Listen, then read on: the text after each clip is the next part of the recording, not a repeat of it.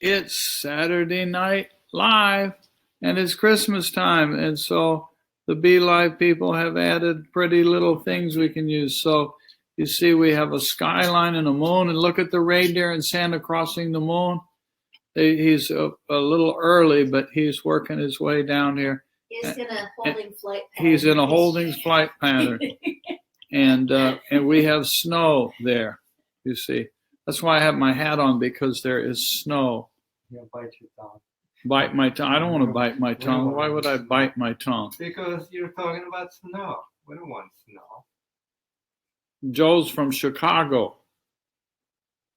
So he knows from what he speaks about snow. And he doesn't want me talking about snow. On TV. As long as what? It looks good on TV, but that's it. Well, that's what we're seeing right now. That's what we're showing everybody. I don't want you to use your Swami power, make snow. But the nice thing is that it would be just a very light dusting here. Okay. But ours snowed this month. At what? Only over the ashram, maybe. There you go. Anyway, so there's the snow. And so the Himalayas, Rosalind says it looks like the Himalayas. Namaste. And beautiful, and the Himalayas. And there we go. It's a quiet evening here. That's because we're getting well into the Mandukya Upanishad. And the amateurs have fallen by the wayside. Here we are with our friend Swami Rama and the Enlightenment without God, which is not anti-God, just saying that it's about the levels of consciousness. That's what's important. Not that the other is not important. And we are in verse number 7. And so to get us a reference point of where we are, I thought, let's go just read through the verse itself of the ones leading up to this, but not the discussion that goes with it. And so, verse 1, Hari Om. The entire universe, Rojo says Hari Om. Hari Om, the entire universe is the syllable Om. The following is the exposition. Whoops, my book is falling apart, not new. The following is the exposition of Om. Everything in the past, present, and future is verily Om. That which is beyond time, space, and causation is also Om. Pretty cool, huh? Number 2. All this, whatsoever is seen here, there, and everywhere, is Brahman. Brahman, of course, not the name of a god, but Brahman being the name that represents, like the word book represents this. This is a book. This entirety is called Brahman. This very self, capital S self, Atman, is Brahman, the absolute reality. This Atman has 4 aspects. And that's what the forthcoming verses do, is outline those 4 aspects, which are Vaishvanar, Tejasa, Prajna, and Turiya. The first aspect is the waking state, Vaishvanar. In this state, consciousness is turned to the external, out here. With its 7 instruments and 19 channels, it experiences the gross phenomenal world. Verse 4, the second aspect is the dreaming state, Tejasa. In this state, consciousness is turned inward. And note here again that Tejasa is the state or the plane of reality. It's not the actual act of laying down dreaming itself. We do the dreaming in the state or plane of reality that's named Tejasa. It also has 7 instruments and 19 channels, which experience the subtle mental impressions, the dominant ones of which are the ones we keep talking about over and over and over, which is Manas, Chitta, Ahamkara, and Buddhi, and the 10 Indriyas. Those are the biggies that we keep trying so hard to witness. So those operate in Vaishvanara, and Tejasa. And note that when we get to the next verse, that drops out. There's simply no mention of it. You said there are 19 channels. That means 5 elements. Yeah, it's in the 5 elements and like that. And 4 functions. We're not trying to go through the details of that. We already did that. And so I was just commenting on that in passing, that they're active in Vaishnava, they're active in Tejasa, but not in Prajna. Note here that there's no mention of it, and that's the reason. The third aspect is deep sleep, Prajna, verse 5. In this state, there is neither desire nor dream. In deep sleep, all experiences merge into the unity of undifferentiated consciousness. The sleeper is filled with bliss and experiences bliss and can find the way to knowledge of the 2 preceding states. This is why we practice Yoga Nidra, to attempt to be aware of that state. Number 6, the experiencer of these states of consciousness is the Lord of all. This one is all-knowing. It's the one that knows those levels. This one directs everything from within. This one is the womb of all. All things originate from and dissolve into this. Which brings us then to where we are on the verse for tonight. And quiet night that it is. Rojo's going to sing to us, "O Silent Night." It's okay. Keep going. Sing it silently. Now she's moving. Joe told her to sing it silently. That is a silent night, so. You know, what do you do when you have a Saturday night with a Rojo and a Joe? It makes for some excitement. You endure. You endure, yes. Here we go. Turiya is the 4th state. In this state, consciousness is not turned inward, nor outward, nor both. It is undifferentiated. It is beyond the spheres of cognition and non-cognition. This state cannot be experienced through the senses or known by comparison or inference. It is incomprehensible and unthinkable and indescribable. This is pure consciousness. This is the real self, capital S self. It is the cessation of all phenomena. It is tranquil, all blissful, and one without a second. This real self is to be realized. Why is it beyond, cannot be known by comparison or inference, and is incomprehensible and unthinkable and indescribable? Note that those instruments and channels that operated in the first 2 levels, Vaishnava and Tejasa, don't exist at the Prajna level, and they don't exist at this level. So it is out of this Turiya that it later on emerges the very mind by which we would try to think of the Turiya. Ponder that. Out of this consciousness called Turiya emerges the mind and the ego, the very instruments that would sit here and try to comprehend the Turiya. So the effect is trying to understand its own cause, and it cannot do that. I'm not sure if this is a perfect metaphor, but I'm going to try it anyway. This computer, this is the source of the electricity. I just unplugged it from the side. The computer, now I understand computers can be very smart, so to speak, but the computer operates because of the electricity. But the computer itself cannot understand the electricity. And I'm not talking about I'm not saying there's no program that cannot do mathematics about electricity. Of course there is. It's a metaphor. Maybe it's a sloppy metaphor, but the computer cannot understand the electricity. The electricity is what's necessary to operate the computer. So anyway, it's just an attempt to draw some attention to that. How we can say it's incomprehensible.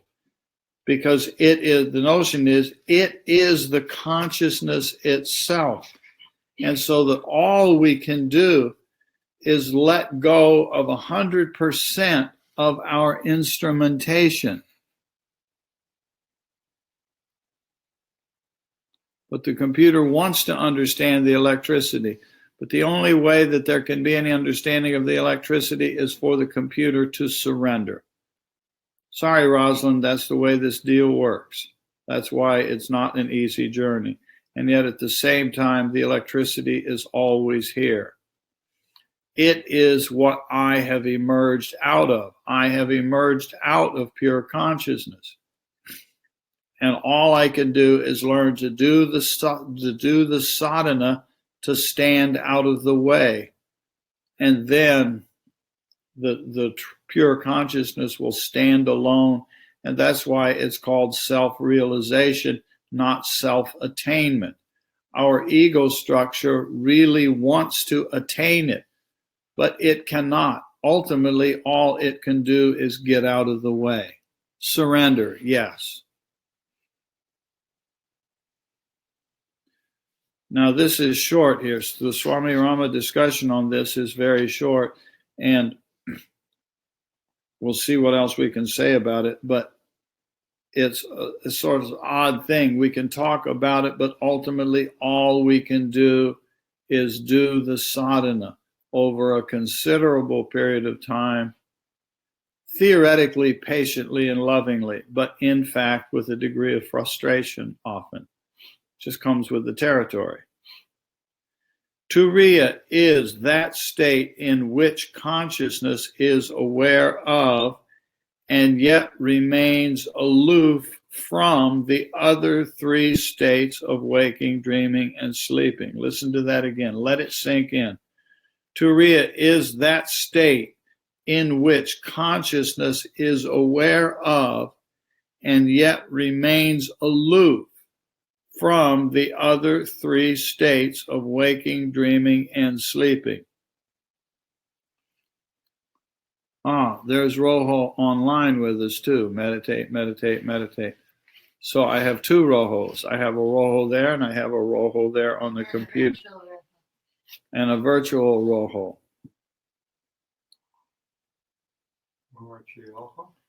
In this state, the mind is neither inwardly nor outwardly directed. And I know to our conscious waking state mind that sounds completely unreasonable, illogical. In this state, the mind is neither inwardly nor outwardly directed. But somehow, as we approach the awareness of Turiya, these kind of sentences start to make sense. You come back and then you look and you say, well, of course, it's neither inward nor outward. Consciousness maintains its all-encompassing awareness and spontaneously realizes a total reintegration of all levels of reality. Because all of those levels of reality, though they have a lot of diversity going on, are at all times, at all moments, one absolute reality. That's it. This state is attributeless, eternal, and unchanging, and is beyond the conditions of cause and effect. Hi, B. B showed up. There's B. Hi, B.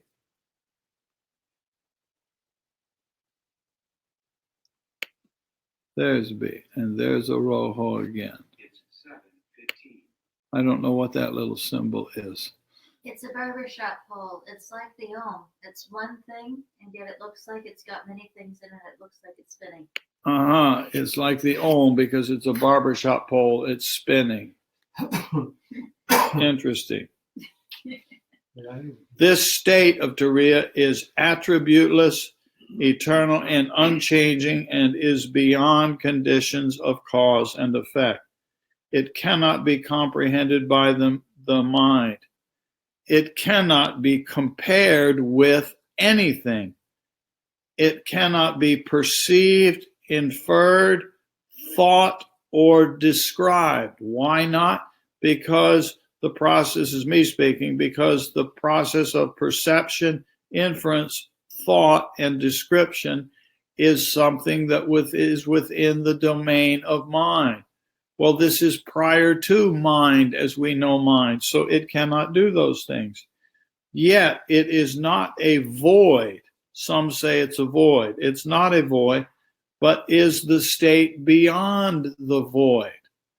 Now we're stuck with the fact that this can make no sense until we go experience it directly. It's beyond the void. It is the very nature of consciousness, the center of supreme peace, bliss, and, capital letters, absolute reality. This is the self, capital S self, and it has to be realized because this is the purpose of life. Hi, Matesh.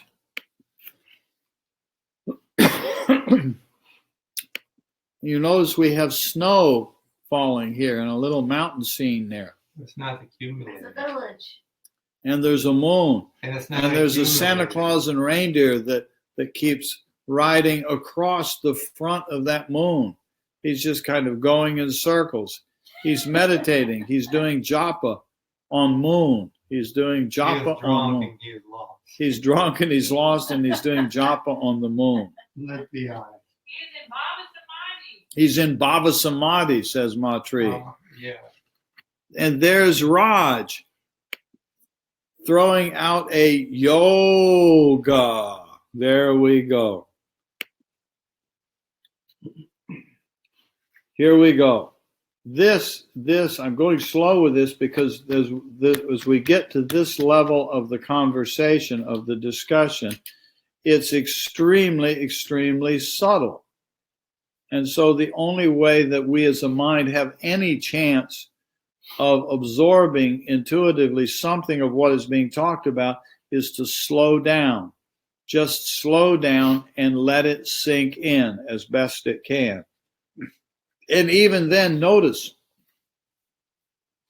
that the mind wants to kick in and start asking questions and start saying, notice this, I'm asking you to notice this. And it wants to say, but okay, can we talk about that sense more? Explain it some more. I don't understand. And we're stuck with that. That's just the way this deal works. So you take the sentence, you allow it to come in, and you allow it to sit there, and maybe some very deep level of your sattvic, your most sattvic intelligence called buddhi, will get some glimmer of what the sentence is saying. There is a very fine line of demarcation between deep sleep and samadhi. In samadhi, which is a deep state of meditation, the aspirant remains fully conscious, although tranquil. And in deep sleep, the student remains tranquil but unconscious. In both states, deep sleep and samadhi, the aspirant remains very close to the reality, capital R.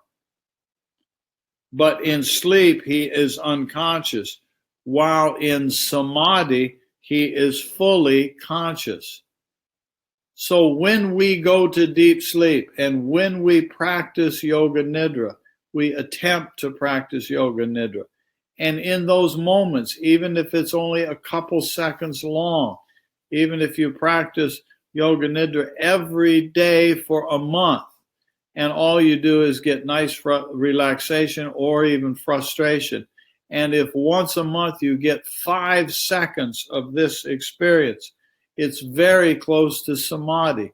And then when you leave that, when you get up from that practice session, if you allow it, you will bring with you some tremendous, tremendous insight. And you will say to yourself something like, I'm going to clean this up. Holy cow, there's something to this. This was really neat. I was fully conscious, and yet nothing was happening. There was nothing happen, and yet I was fully conscious. How is this possible? It'll sort of drive you crazy, but we get glimpses of this. In samadhi, which is a deep state of meditation, the aspirant remains fully conscious, although tranquil. And in deep sleep, the student remains tranquil, but unconscious. In both states, deep sleep and samadhi, the aspirant remains very close to the reality, but in sleep he is unconscious, while in samadhi he is fully conscious. In deep sleep he is not aware of his existence, while in samadhi constant awareness remains uninterrupted. There's nothing going on there to interrupt you. One experiences a different reality in each case. In the state of Turiya, the aspirant goes beyond the sphere of sleep and samadhi both. Listen to that. Now, we may not totally understand it, but listen to it. In the state of Turiya, the aspirant goes beyond the sphere of sleep and samadhi both. So Turiya is beyond samadhi. Now, that may just be words at this moment. But if we go back, listen, I'm going to read this paragraph again to you just to let it sink in. There is a very fine line of demarcation between deep sleep and samadhi. In samadhi, which is a deep state of meditation, the aspirant remains fully conscious, although tranquil. And in deep sleep, the student remains tranquil, but unconscious. In both states, deep sleep and samadhi, the aspirant remains very close to the reality, but in sleep he is unconscious, while in samadhi he is fully conscious. So Turiya, what you say, is beyond all that. So Turiya is the reality. Samadhi is the tool. So that's a way of saying it. If all don't be caution, Joe, it's very tempting to do what you just did, and I'm not criticizing. I'm saying do it, play with the words, but understand that the understanding cannot be formulated by restating it. So where we're tempted to say, so in other words, blah blah blah blah blah, and it cannot be known in other words. It can only be known or intuited beyond all of the silly words. In that big room. Yeah, he's pointing to the meditation room and saying, in that big room. That's the spirit of it. That's exactly right. So the aha that you get, as soon as you say, in other words, you've just come back out here to the level of words, back out here to Vaishvanar. And when we do that, you cannot bring the intuition with you. All you can do is give it other words. There is the sweet taste. Huh? They say, here's the sweet, experience it or taste it. Yeah, there's the comment that says, explain to me sweetness. No, you cannot explain the sweetness. All you can do is put the sweet in the mouth and taste it. And there is the meaning of sweet. They don't tell Turiya in public anymore. But it's there constantly. Anyway, in deep sleep, he is not aware of his existence, while in samadhi, constant awareness remains uninterrupted. One experiences a different reality in each case. In the state of Turiya, the aspirant goes beyond the sphere of sleep and samadhi both. He experiences oneness with the supreme consciousness and witnesses the transitory world as quite different from his essential nature. Now, a comment like we just read there, people can sit around and have just endless philosophical debates over those points and will never get anywhere because the debates are occurring out here in this gross world at the level of Vaishvanara, using all those instrumentations of Antakarana. There's nothing wrong with having an Antakarana. There's nothing wrong with being an individual person out here.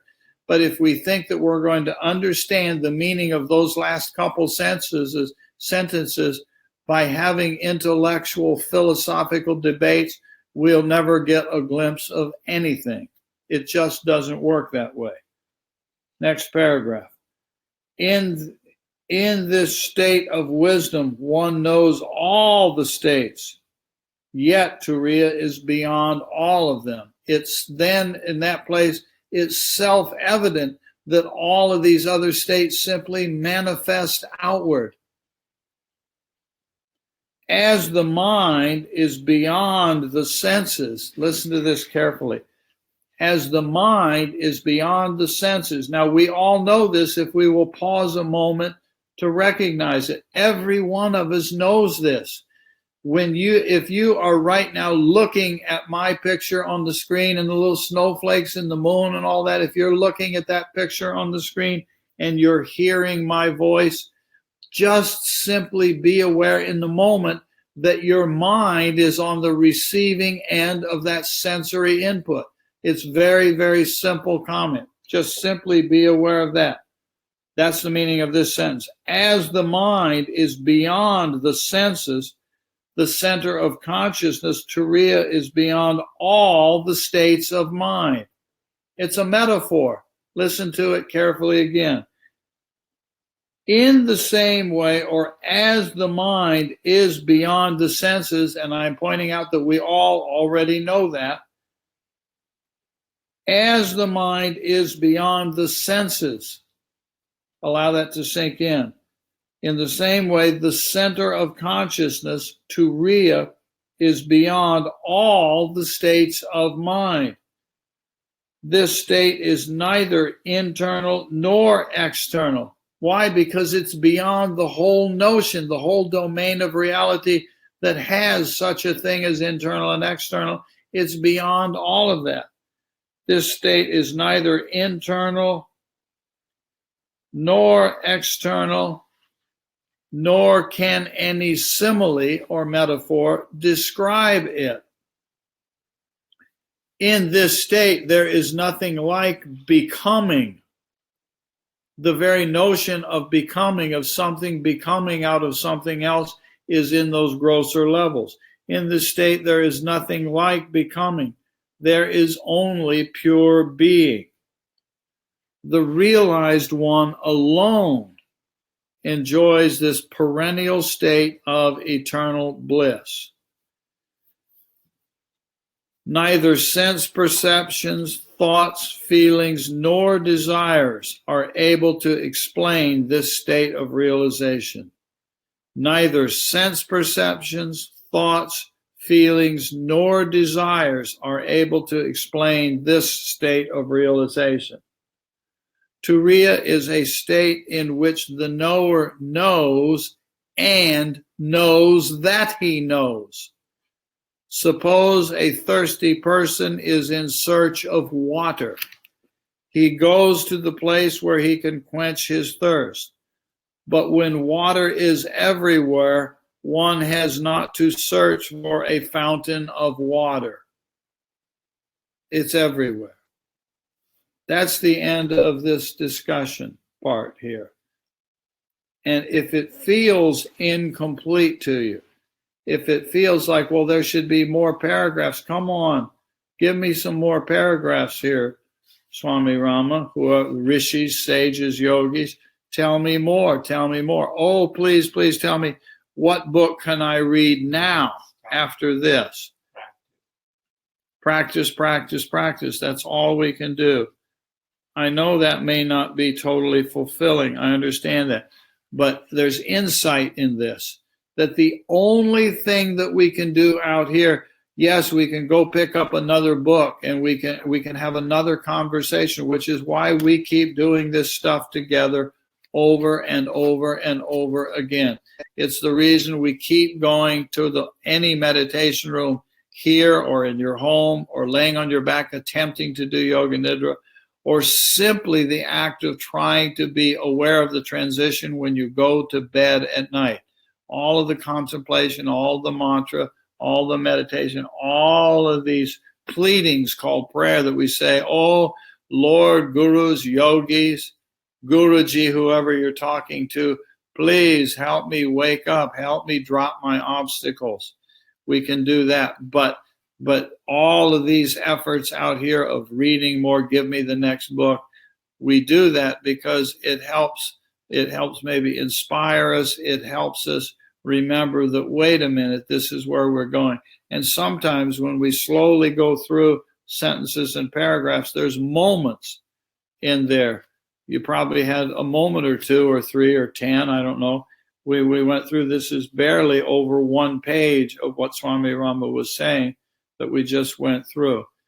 And so you just go through it and you enjoy it and you say, okay, there's something about this, that he said something about the senses. Beyond the senses are the mind. And so you plug that in, you play with it internally yourself.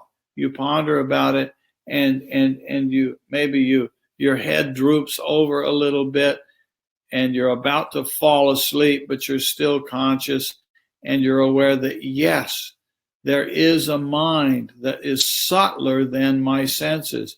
There is a mind called me, and it is utilizing the instrumentation of the senses to be able to experience this world out here. You're doing it right now.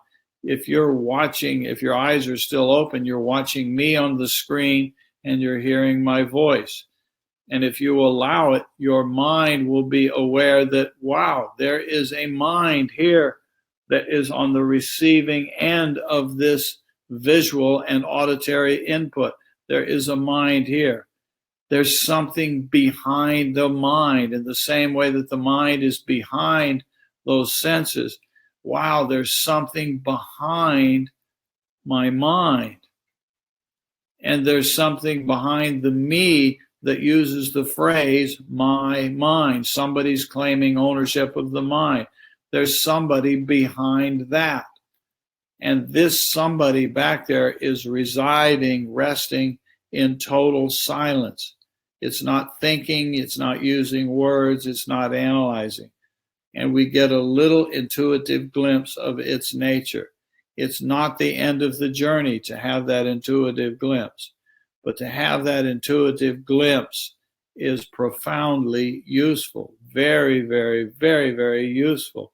And notice that if you're doing that right now as I'm talking, if you're doing it at this moment, there's a part of you that just wants to be quiet and stop my babbling and turn off this stupid computer or cell phone or whatever it is, and all of these activities, and just be quiet and do this. That's a good thing. Now I'm going to come and see what Mitesh had to say. During meditation or yoga nidra, is it possible to hear symptoms like snoring? I experienced this and come out of that state due to some strange fear. It's a good sign, Mitesh. You're on, it's in the direction of what you're describing. It is in the right direction where you hear yourself snoring. It's not yet to the level of Turiya, but it's in the right direction. So it's a very good sign. It's a level of yoga nidra. It's a level. Remember, yoga nidra is conscious deep sleep. Beyond the conscious deep sleep is the samadhi. Beyond the samadhi is the turiya. So it's tempting. The ego of Mitesh that is still there and active wants it to say, the ego wants to say, okay, yes, please tell me that it's turiya. I would love to know that I have finished the journey and that I'm in turiya, and that that's part of the snoring. It's not quite it. If it was it, all of your answers would be resolved. There would be no Mitesh sitting here even posing the question. It would be absolutely, positively certain to you that the state of samadhi is, get ready for this, an external event. And yoga nidra is an external event, and snoring is a tremendously external event. But on this journey inward, you do come to a point where you become consciously aware of the snoring. And it's a very, very good thing. So it's not a bad thing that, oh, well, Mitesh, you have failed because it's not Turiya. No. It's a very good thing. It's a wonderful thing. Joe says, is it wise to cultivate this awareness all the time? How do we keep safe from physical dangers and perform necessarily daily functions in this state? Well, you are not doing it in this state, Joe. I mean, I don't know you. I don't know you, but I'm confident that you are not driving your car down the road literally in the state of Turiya beyond samadhi. I don't buy it for a moment. If you were doing that, you would not have these questions. You would be absolute. You would have absolute clarity. Now, what do you do while you're driving your car down the road or whatever, being safe from physical dangers? Be aware. You're in Vaishranara. You're in the waking state of consciousness, using the manas, using the chitta, using the ahamkara, using the buddhi, using the 10 indriyas. Be aware of the use of the 10 indriyas. Be aware of the influence of the ahamkara ego that wants to say me. Be aware of the manas, which is the one who is on the receiving end of the cognitive senses input coming in. Be aware of that manas. Be aware that there is an intelligence that is behind that manas mind, and that intelligence is the one that is making an assessment of what's going on out here in the world, of what I am experiencing through those indriyas. I hope this is making sense. So pay attention, be aware, be awake while you're out here in the middle of the world, and be safe from physical dangers.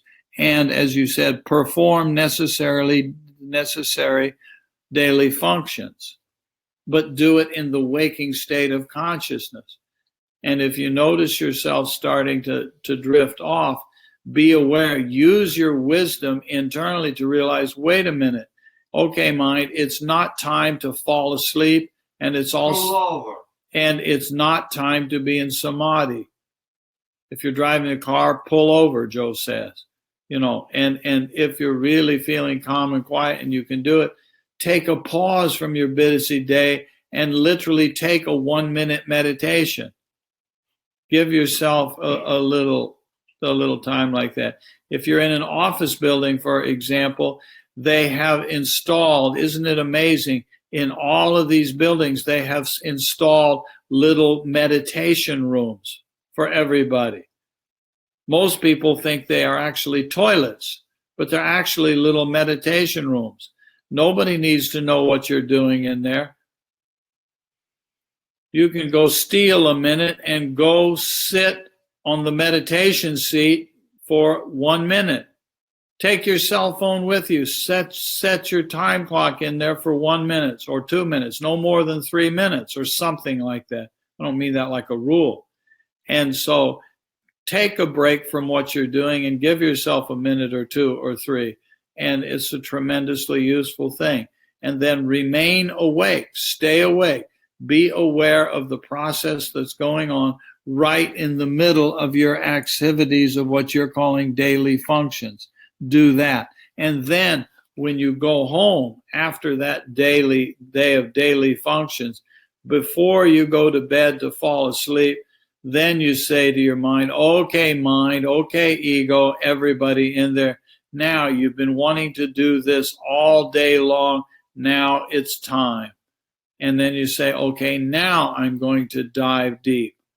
And I'm going to go beyond the senses. I'm going to go beyond the mind that's receiving the sensation.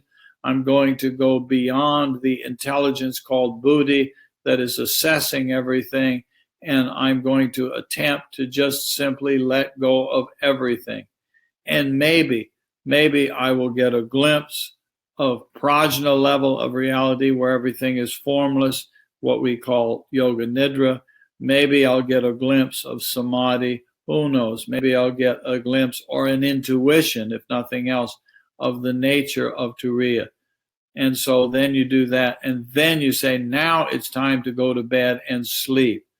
because I have to get up in the morning and do this beautiful life and day again. I get another chance tomorrow to try to seek Turiya tomorrow. And in the meantime, in my daily life, what do? I do the yoga that's called karma yoga. I do the self-awareness right in the middle of the playing out of my karmas, which is my daily activities. Now that makes sense. Good. That's why we do this, Joe. That's why we come together and do this and have these conversations. And the discussion that we went through there, hopefully it leads us to a point where all of a sudden, Mitesh has a pondering and he posts it there.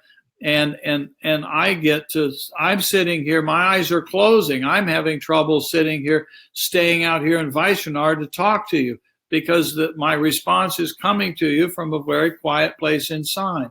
And so, but I get to sit here and respond to you. And then Joe comes up with this observation, is wise to cultivate and all that.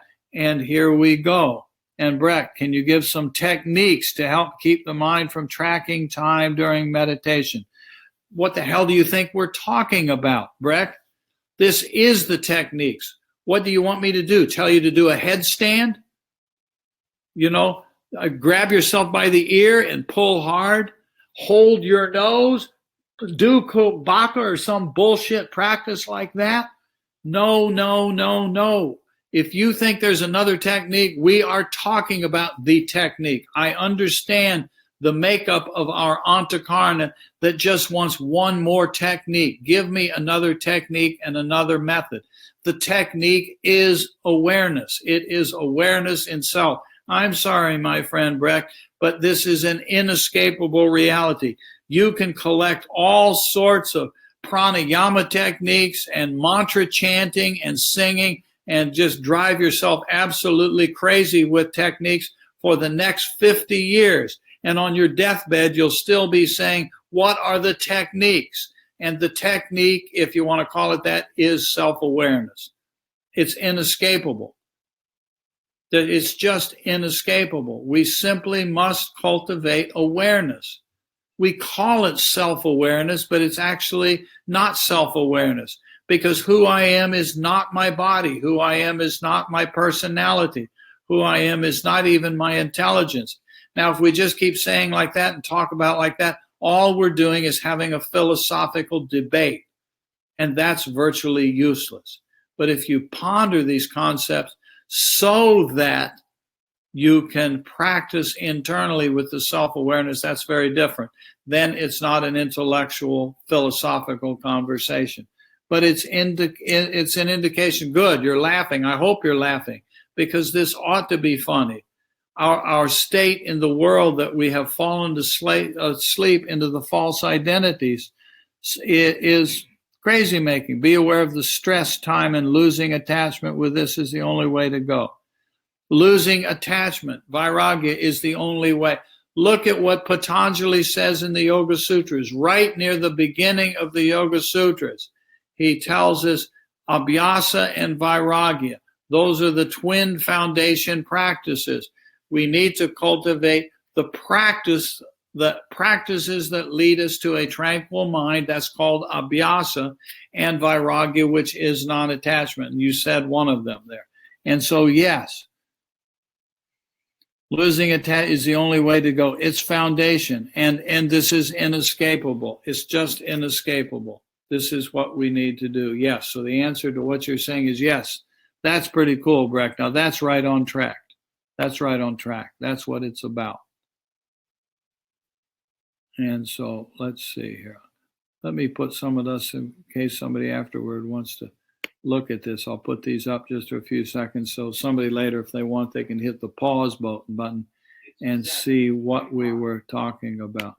Oops, there's Mitesh's comment. I'll put these in order, and then here's Joel's comment.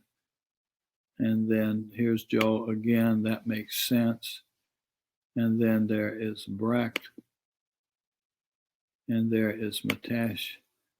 And there's Brecht laughing. I think I hope you're laughing in a nice way, because the state of our minds, to my way of thinking, there's nothing more humorous than the antics that our mind goes through.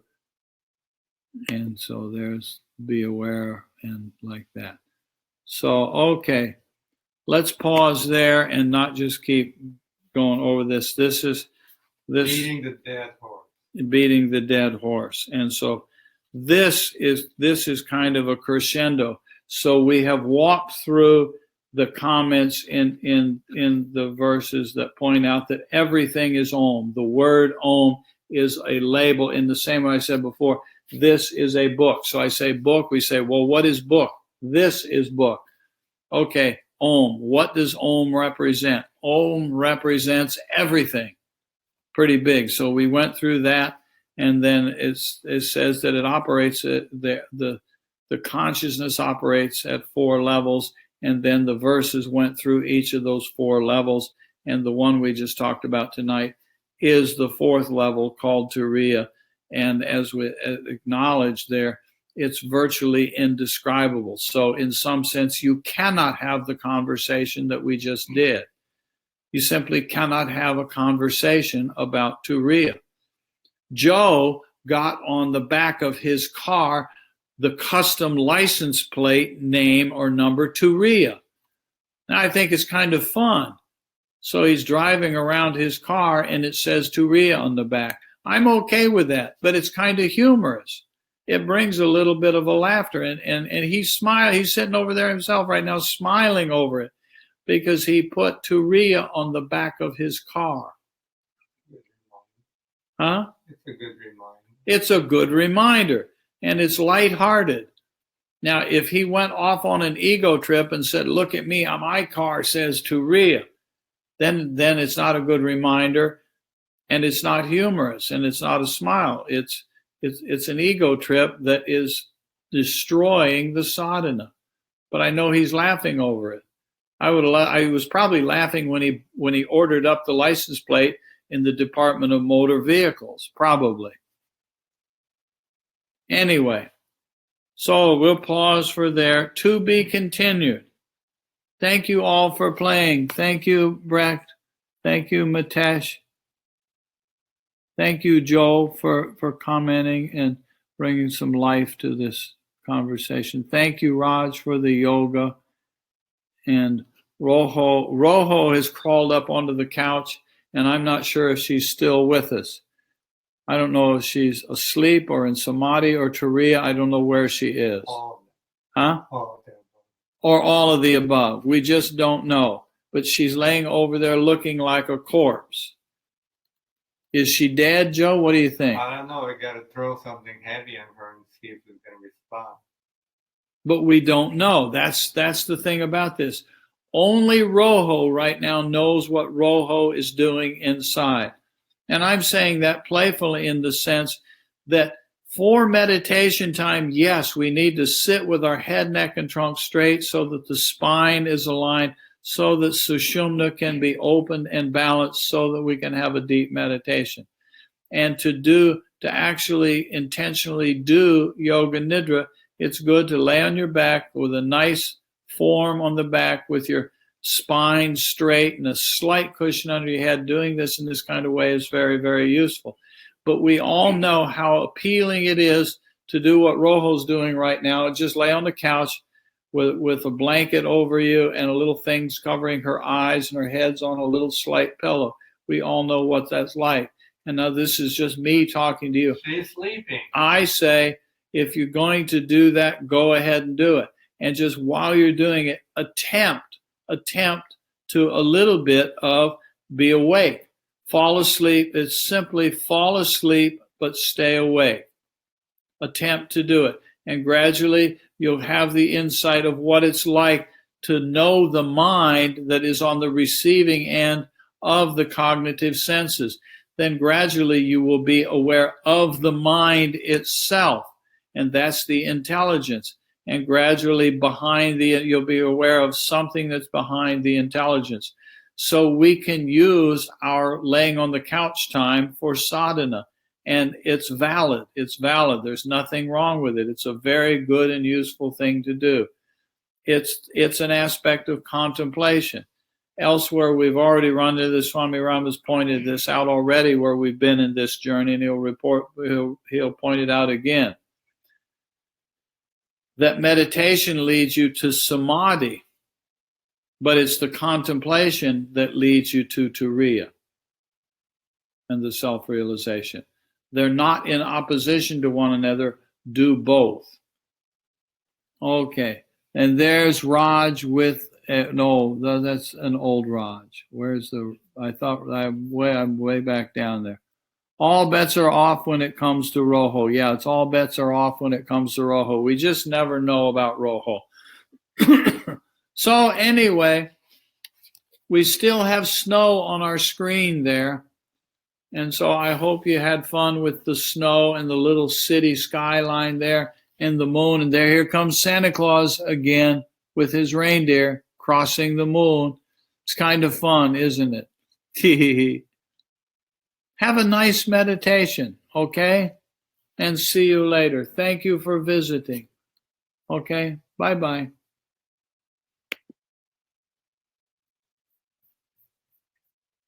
Oh. That's what it's all about. Oh.